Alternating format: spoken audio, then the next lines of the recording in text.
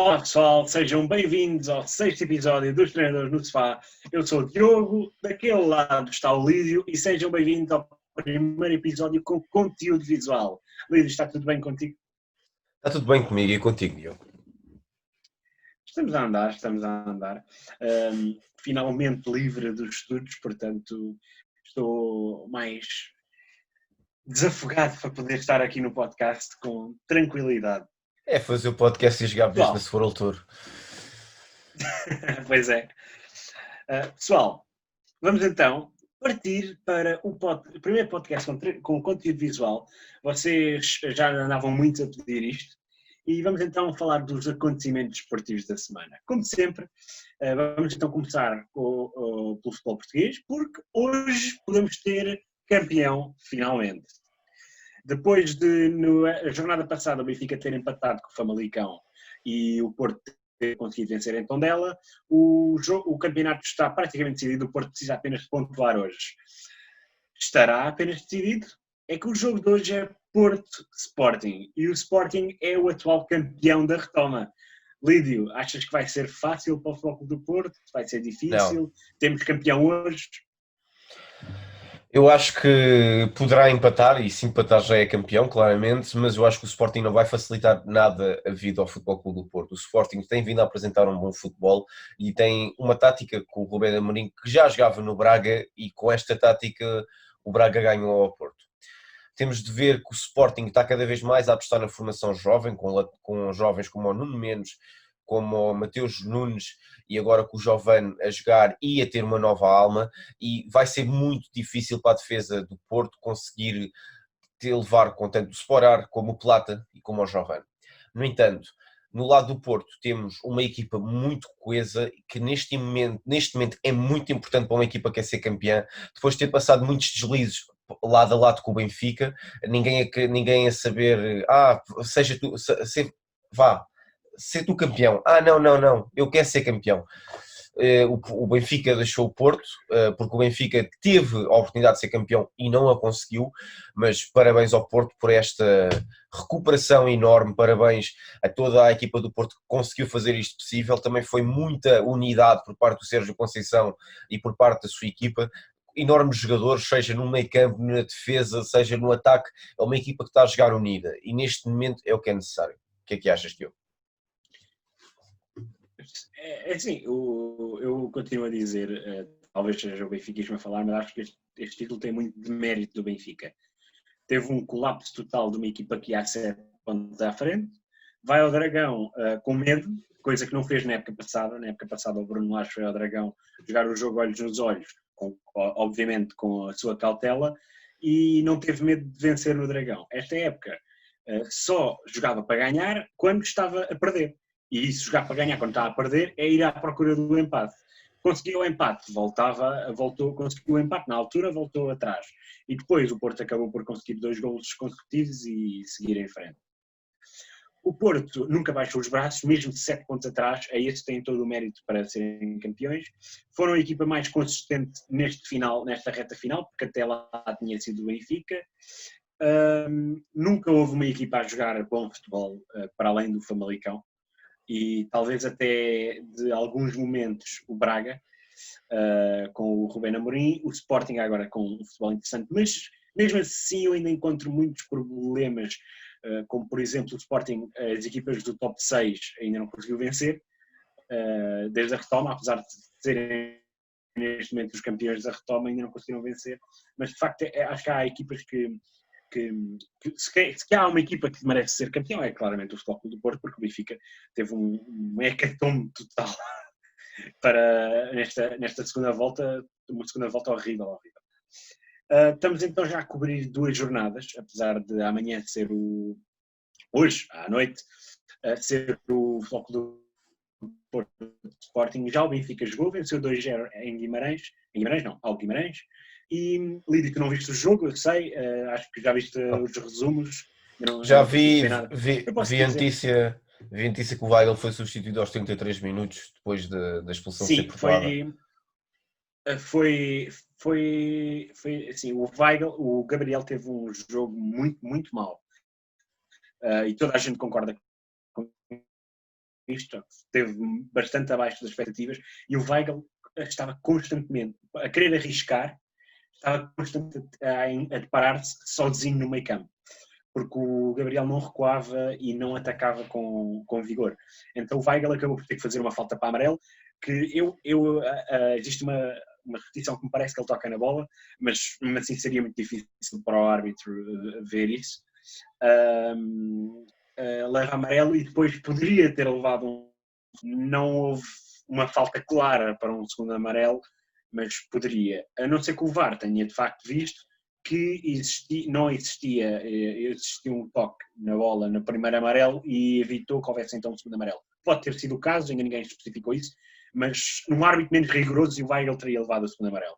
O Florentino entrou muito bem, com mais cabeça, com bastante capacidade, mas nunca a fazer aquilo que o Weigl fazia, que era ir à frente para criar linhas de passe, ou para criar desequilíbrios no meio campo do Guimarães. Nunca fez isso e conseguiu conter o meio campo espetacular, aquilo que nós já conhecíamos do Florentino, o povo, como ele é chamado, um pouco à imagem do Fernando, que era do Porto. Um enorme jogador também. O Florentino entrou muito bem, um grande jogador, exatamente, o Fernando Regis. O Florentino entrou muito bem, eu gostei bastante e acho que pode ter ganho o lugar ali, mesmo junto do Weigl, porque se libertar do Weigl sempre traz um jogador criativo. Um jogo tranquilo até certo ponto, porque o Guimarães entrou muito melhor, mandou uma bola à barra, o Vlaco Dimos teve que fazer duas defesas muito boas, e só depois é que o Benfica chega ao golo, um excelente cruzamento do Nuno Tavares, o Vinícius toca para trás, não conseguia dominar a bola, e um remate de primeira do Chiquinho, muito bom. Finalmente o primeiro gol do Chiquinho. Não, já tinha feito frente ao Belenenses, mas é o primeiro gol em muito tempo. Sim. Porque já marcou, no final de janeiro eu fui ver esse jogo. Mas apenas o segundo gol do Chiquinho no campeonato, penso o terceiro na época, que ele marcou na Supertaça. Mas o Chiquinho fez mais um grande jogo, foi um dos melhores em campo, o melhor em campo, Rubén Dias, sem dúvida. Mas o que eu estava a dizer, o segundo gol aparece naturalmente, o Benfica controlou melhor a segunda parte, apesar do Guimarães naquela altura estar até ter feito um golo, mas em fora de jogo, e até estar a ganhar algum ímpeto, mas o Benfica chega ao segundo gol numa boa jogada, assistência de Rafa, gol de Seferovic, que parece que marca em cada 5 ocasiões, e aquela era a quinta, de facto eu fiz as contas, e que antes poderia ter feito um golaço a 40 metros. Foi uma enorme defesa do guarda-redes do Guimarães. Seguido por outra cena, uma coisa que eu falei contigo, Lírio, já da época, da jornada anterior, os erros de arbitragem que são autênticas contradições de uma equipa de arbitragem para outra. Tu chegaste a ver os lances? Só vi os lances do Sporting e mesmo assim eu sou da opinião do Rubén Amorim que, apesar de haver erros de arbitragem, eu acho que às vezes isso não é só os erros de arbitragem que decidem um jogo. A equipa também tem de saber jogar futebol e tem de saber ir para cima, não é só os erros de arbitragem que fazem uma equipa perder. Exatamente, mas repara, no jogo do Futebol do Porto, o Porto estava a vencer 2-0 do Tondela. Sim, já também vi esses. Existe um penalti para o Tondela, bem assinalado, o Tondela faz o 2-1 e a partir daí o Tondela poderia ter chegado ao empate, pensou por duas ocasiões. Uma com uma defesa enorme do Marchesin e outro, acho que o jogador chega atrasado. E depois há um penalti para o Futebol do Porto que eu achei extremamente controverso. Tu chegaste a ver? Creio que sim, mas já não me lembro. O Marega aproveita-se de um toque nas costas e cai na área e é assinalado penalti. Agora, o que eu vejo de facto, parece ser um choque violento, mas também são dois jogadores que um está aí para trás, outro está aí para a frente. Mas o jogador do Tondela vai estritamente olhar para cima, olhar para a bola. Como é que se pode explicar a ação faltosa aqui, quando o Marega olha para trás, sabe que vem o jogador do Tondela e quando existe o toque, cai? Eu sinceramente achei muito forçado um penalti naquela altura, ainda por cima pelo árbitro que eu não gosto, que é o Fábio Veríssimo. Ele não assinalou, até foi o VAR que mandou ir ver as imagens e ele mesmo assim decidiu a favor do penalti. Achei muito, muito esquisito. cerca de 20 minutos depois, porque foi mais ou menos aos 7 minutos do jogo do Famalicão-Benfica, o Sérvio leva um amarelo por uma simulação onde era penalti. E o VAR, aliás, o VAR nem, provavelmente o VAR estavam a jantar e quando o Jorge Sousa disse, olha, eu decidi bem, ele disse, sim, segue. Porque ele nem sequer teve tempo para ir ver as imagens ou sequer ouvir. Porque é um lance tão esquisito, é que nunca era simulação. Mesmo que não quisesse assinalar a penalti, eu compreendo porque o jogador, o Rodrigo, não tinha intenções de roubar o Sérvio, simplesmente ficou atrasado. Mas nunca era simulação. O Sérvio foi abalroado. Essa é a certa. Com 20 minutos de distância, existe um penalti assinalado por um choque. E depois, numa entrada atrasada, é assinalada a simulação quando existe de facto um toque para que o Sérvio caísse. Onde é que é o critério nesta arbitragem? Estamos a ver, mais uma vez, arbitragens com medo de assinalar penaltis para os grandes? Ou com medo de serem colocados na praça pública? Eu acho que o problema hoje em dia para com os árbitros e os erros de arbitragem nós também temos de ter em conta é que existe muita pressão para com eles. Se fazes este erro, Sim, é logo os adeptos do Benfica, não vales nada, não vales nada. Depois, quando ele vai arbitrar um jogo do Benfica, quer queiras ou não, vai ter, não é uma vingança, mas não vai ser tão parcial como seria. Nós às vezes esquecemos que os árbitros também são seres humanos. E nós também, o ser humano erra. Eu compreendo. Eu acho que existe a pressão, nem vem tanto dos adeptos, porque dos adeptos eles têm que estar habituados a uma pressão dos adeptos, porque isso sempre houve. É a pressão que existe. Que Os dirigentes das estruturas. Dos e-mails do Benfica e dessa situação, casos em que queriam expor arbitragens, entretanto foi desmentido pelas autoridades, mas queriam expor arbitragens e para arbitrar jogos do Benfica e do Porto e do Sporting, existe aquela situação, porque se eu marco a favor do Benfica, é porque estou comprado pelo Benfica. Se eu não marco a favor do Porto, é porque eu estou comprado por outro clube.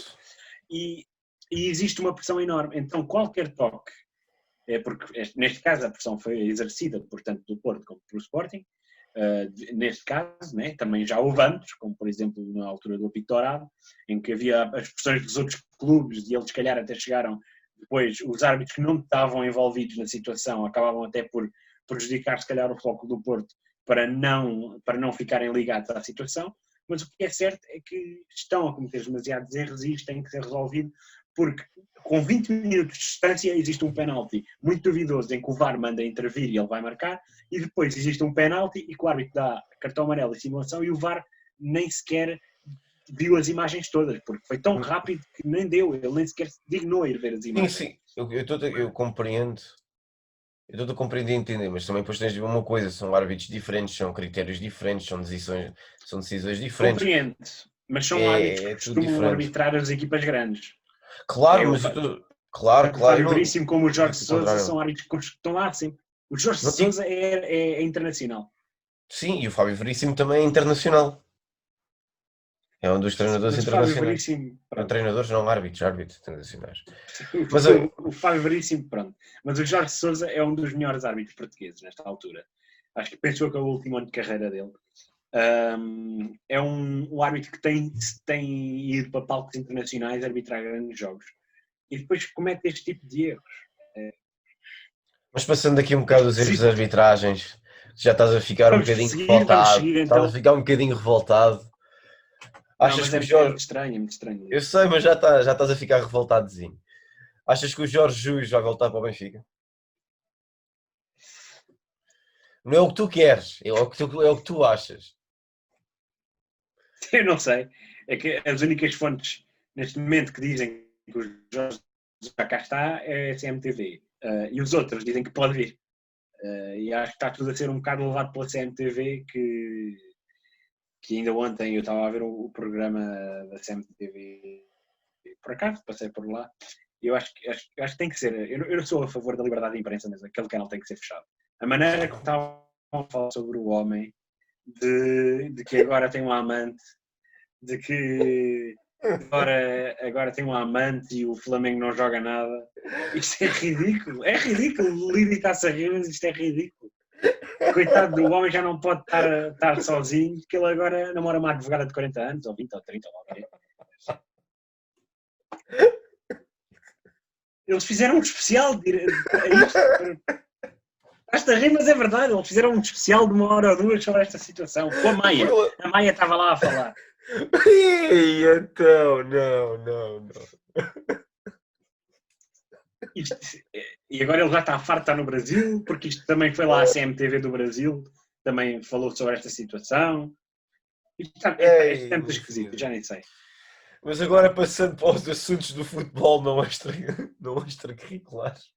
Não é só a CMTV que diz, o Rui Pedro Brás também diz que o Jorge Jesus está a caminho do Benfica. Sim, a Sport TV também já disse que será possivelmente sexta ou sábado. É uma possibilidade que ele venha para o Benfica e se vier, é para o Luís Vieira ganha mais um mandato com o Benfica. Agora, não é dos treinadores que toda a gente quer mais. Não sei não. Ganha.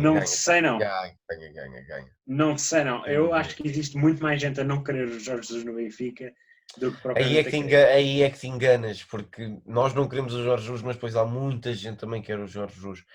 Apesar de ser um treinador... Muita gente quer, mas... que eu não quero. Apesar de ser um treinador com benfiquista, não quero no meu clube, ao mesmo tempo é aquela coisa, se ele vier e ganhar no final da temporada vou ficar contente. E se trouxer bons jogadores e se potencializar bons jogadores e acreditar no projeto, ok. O meu maior medo é ele vir para o Benfica e deixar completamente a formação que tem sido a vida, tem vindo a ser apostada durante anos e anos e anos, e ir por água abaixo. Aí não, mas é uma opção. Pode. Ele, não esqueças que ele trouxe o Rafael Leão também no Sporting. Mas foi obrigado a tal. O Gelson, ele trouxe o Rafael Leão, o Gelson também. Ele apostou nesses jogadores. Isso é certo. Ele pode apostar, nem que seja 2, 3 jogadores por época. Se calhar não 5 ou 6 como o Benfica pretende, mas 2, 3 jogadores por época poderemos ter a sair, a entrar na equipa principal. Eu acho o Jorge Jesus um excelente treinador, mas só digo que eu aceito sem problemas o Jorge Jesus no Benfica se ele conseguisse descer aquele ego e pedir desculpa, não por ter ido para o Sporting, porque isso não interessa, isso é um treinador, é profissional, vai para onde quer.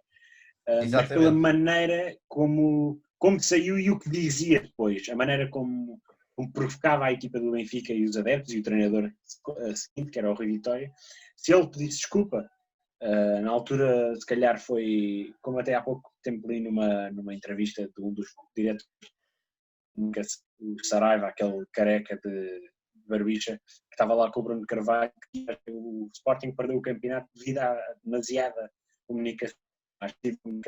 E é verdade, o Sporting na altura provocou o Benfica de tal forma que a equipa do Benfica acabava por vencer, quase sem jogar bem, mas completamente levado ao pé pela motivação de provar que realmente eram os bicampeões nacionais. Isso é verdade. O Jesus se pedisse desculpa pelo que disse, porque seria aceito por todos os equipes. Acho que não haveria problema nenhum sobre isso.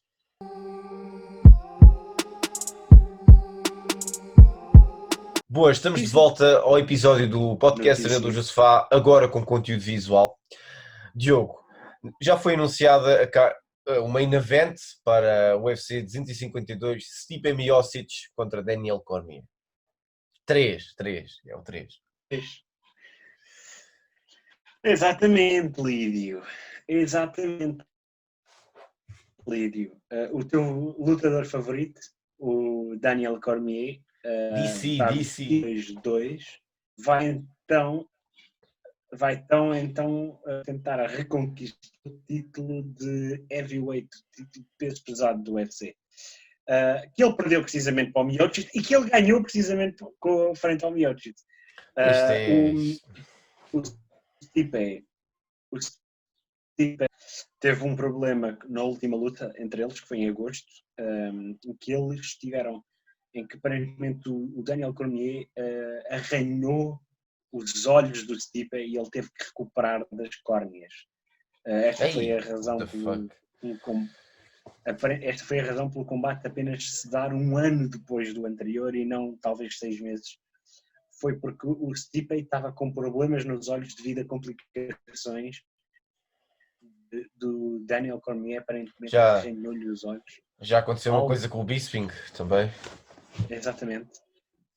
E o Miocic falou muito sobre isso e que esse era um problema e ele tinha que recuperar a 100%, senão não podia lutar. E então vai ser pelo título. Terceira luta, primeira knockout de Daniel Cormier, ninguém esperava. Segunda, knockout de Stipe Miocic, ninguém esperava.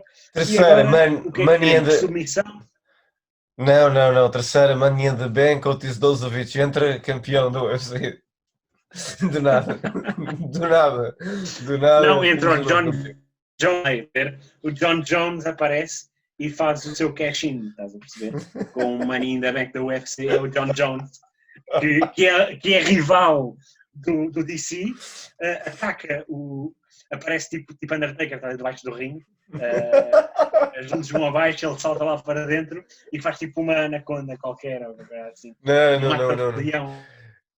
Ele chega com aqueles mapas do tesouro que foi lá a Fight Island. Escavar, agora tenho o mapa do tesouro, vou fazer a minha caixinha, bora! Não, agora sem brincadeiras. Eu acho que o lutador que vai ganhar, e vai ser outra vez, isto parece como na WWE já foi e até no UFC já foi com o Brock Lesnar e o Cain Velasquez, perdem, ganham, um contra o outro, e na WWE Charlotte Flair com a Sasha Banks, que aquilo era semana a semana havia uma nova campeã. Mas eu acho que vai ser o Cormier campeão outra vez. Não sabem, mas isto era completamente ridículo. Mas pronto, não havia credibilidade nenhuma. Eu acho que o Cormier vai ser campeão outra vez. Para já o Cormier tem uma coisa que é completamente diferente de muitos lutadores e se calhar hoje em dia há poucos no UFC e no mundo no que toca a MMA, que é um lutador calculista. É um lutador que sabe fazer aquilo que tem que fazer. Ele não parte logo para KOs, ele parte para...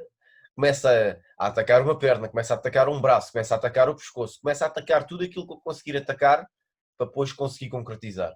É um lutador calculista, é um lutador que sabe esperar e é um lutador que disseca muito bem o seu oponente. Além de ser de jiu-jitsu e wrestling greco-romano, é um jogador, é um lutador muito versátil. Já o Miocic é uma besta.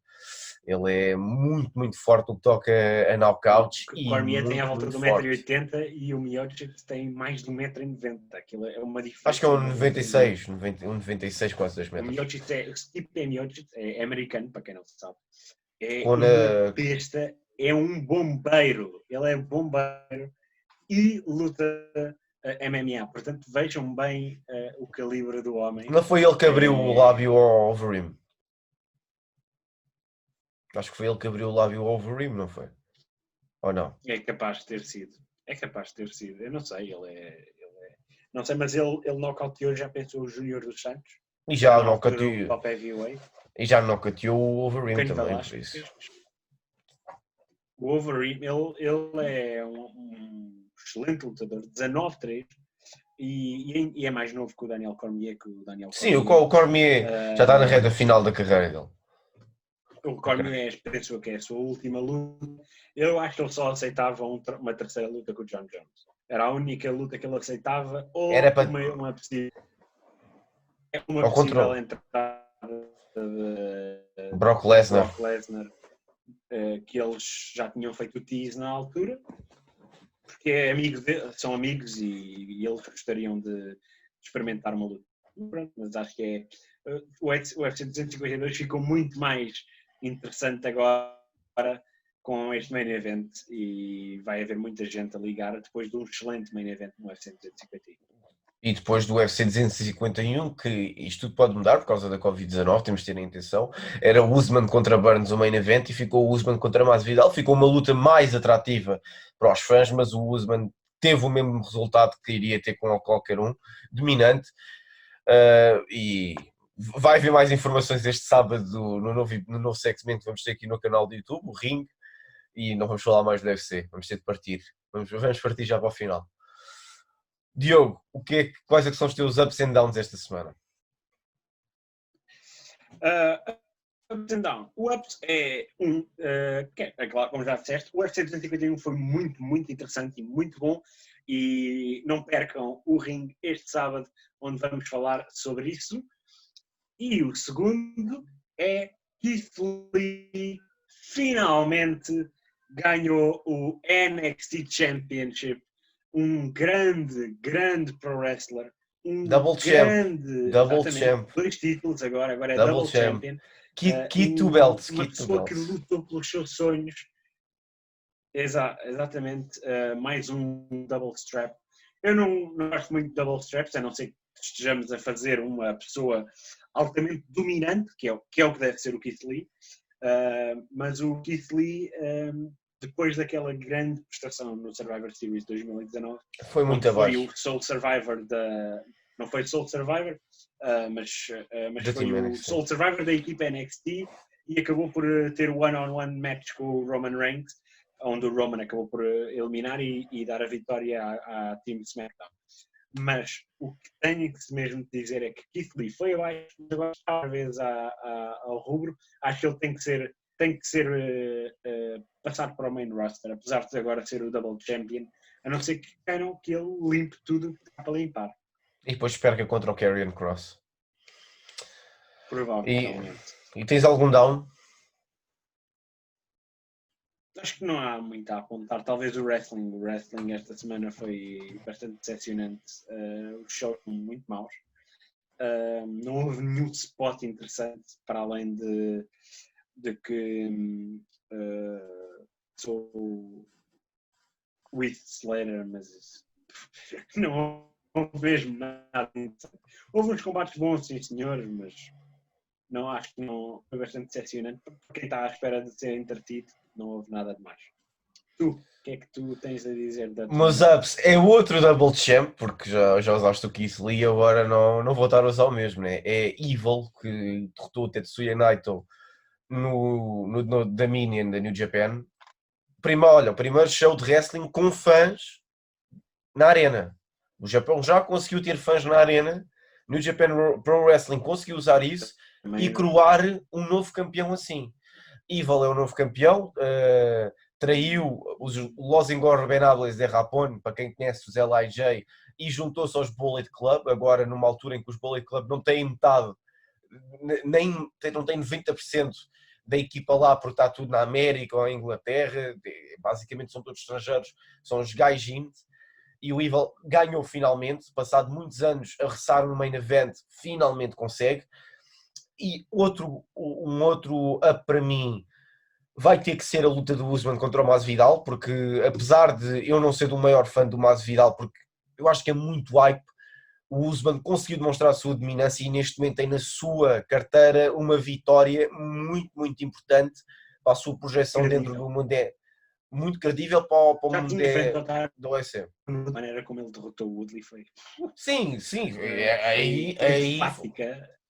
Sim, mas as outras vitórias dele não tinham sido contra nomes grandes da UFC. E o Masvidal também, mas depois não tens muito mais. O Colby Covington soube muito bem, porque o Colby Covington é um palhaço autêntico. Não, pois é, porque ele entra com a música do Kurt Angle, né? Ele entra com a música do Kurt Angle. E eu acho que... Ele entra com a música do Kurt Angle, mas ele é um apoiante do Trump e como eu sou um vocal anti-Trump, eu acho que sou um vocal anti-Colby Covington. E depois, não tem assim outro up, apesar de este up vai sair também no ring, que é o outro combate de wrestling japonês, porque eu gosto de wrestling japonês, porque é um wrestling mais técnico, é um wrestling um pouco mais credível e mais esportivo. Foi o combate entre o Kazuchika Okada contra Hiromu Takahashi. Foi um grande combate, um combate que eu digo para verem. Eu acho que já disse isto para verem no outro podcast e digo outra vez para verem, porque é assim tão bom. Mas também não tenho muitos downs, a também não ser a semana dentro do Fyter Fest e o NXT Great American Bash. Realmente aquilo que foi mais importante foi o main event, e eu acho que quando tem dois pay-per-views de certa forma, o mais importante é o main event, nem vale a pena ver um episódio, porque é um episódio normal. Quais é que são as tuas recomendações da semana, Tio? Vai ser extra desporto esta semana, porque acho que todos precisamos rir um bocadinho. E eu, esta semana, um podcast esportivo, vou fazer uma recomendação extra desporto mesmo. Eu tenho visto espetáculos de humor da Netflix e um que me apanhou, de facto, a atenção foi os espetáculos do Jeff Dunham. Nós vamos lançar depois as recomendações da semana mais à frente, mas vocês vão ver. Vocês lembram-se do Ahmed, the Dead Terrorist? Silent, I Kill You? É esse comediante, Gangsta's Paradise. Estão a ouvir Gangsta's Paradise aqui. É esse comediante que é um comediante espetacular, que tem espetáculos muito, muito bons. Vocês vão ver e vão gostar bastante. Procurem Jeff Dunham na Netflix e tem 2 espetáculos extremamente bons. Gangsta's O que é que tu Paradise. recomendas? Estava. Boa música. O que é que eu recomendo? Bem, vou recomendar um filme, um dos meus filmes preferidos, não por causa da história, é porque eu gosto bastante daquilo que se passa. Sim, é por causa da história, desculpem lá. Não é por causa dos atores ou por causa daquilo que se passa em si. Chama-se Draft Day, é uma história sobre um general manager de uma equipa da NFL, uma das piores equipas naquele momento da NFL, e ele está à procura de pessoas para draftar, para ir ao draft e buscar jogadores para a equipa dele. E ele está sempre a receber, toma este jogador que este é melhor do que aquele, toma que este é legado da família, toma este. E ele diz, não, eu quero aquele.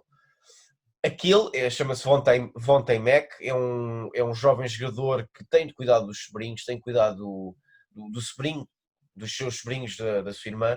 É um jogador que, apesar de não ser muito conhecido, tem bastantes aspirações para ser jogador da NFL. Eles conseguem finalmente, e é um jogo que não acaba em glória, porque eles não acabam por ser campeões, acabam por serem draftados para a equipa, que se não estou em erro é os Cleveland Browns, e neste filme nós não vemos glórias, nós vemos como é que uma equipa funciona durante o Draft Day. Está no nome, Draft Day, vemos como é que a equipa, qual é que é o processo da escolha de jogadores, o processo, como é que o treinador também tem uma influência ou deixa de ter influência, e é um grande filme. Espero que gostem e vejam, e bem, é um grande filme. Então, Lídio, vamos então encerrar o 6º episódio do podcast Os Treinadores do Sofá, o primeiro com conteúdo visual. Espero que gostem. Vamos tentar lançar isto às 5 horas, que estou para tempo. Mas com vocês é o Diogo, o treinador do sofá, ali é o Lídio, o treinador da cadeira, apesar de hoje estarmos os dois na cadeira. Não se esqueçam, hoje há grande jogo Porto Sporting. Vamos ver e nós vemos sábado com o novo segmento, o ringue, e talvez um novo segmento também, as táticas da semana. Eu sou o Diogo, aquele é o Lídio. Tens alguma coisa para dizer? E fiquem na cadeira, porque nós somos os treinadores do sofá. Cadeira, mas fiquem no sofá.